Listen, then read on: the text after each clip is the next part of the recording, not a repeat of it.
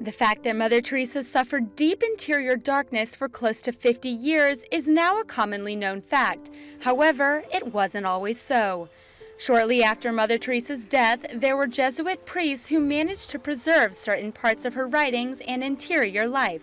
Sometime after she died, documents that had been kept by the Jesuits in reality were released to us as we began to do the process of her beatification.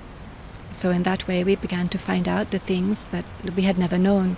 Nobody in the congregation knew that for 50 years she passed through such darkness. Mother Teresa was a very private person, wanting her prayer life to be kept between her and Jesus alone.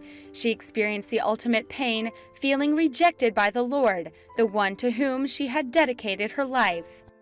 When she prayed, it was empty, and it caused her great pain. And it took her a while, I think, in a sense, to really begin to understand what God was doing through that. And this darkness is something that happens at times in the spiritual life, this purification of helping us to come to love God for His own sake, not for what we may receive.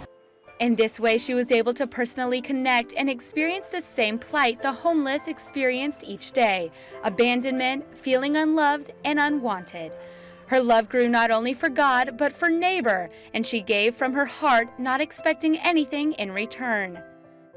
But then I think she entered even deeper into this and began to see that this darkness that she was passing through, this feeling unloved and unwanted, was sharing in the abandonment of the poor, in their feeling unloved, abandoned, rejected.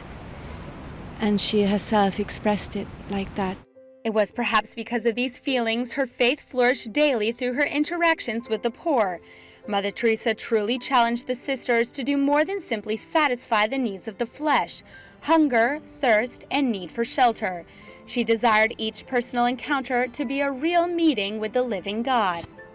She used to tell us also, you're not called to be social workers, not to do social work, good and helpful as it may be, but to take on ourselves something of the suffering of the poor, to take it onto ourselves, to make it part of redemption.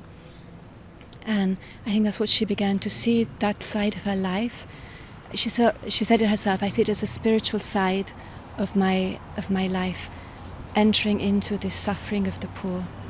Entering into this part of life, a place where few people trod, is one of the reasons she made such a big impact on not only the poor, but the whole world.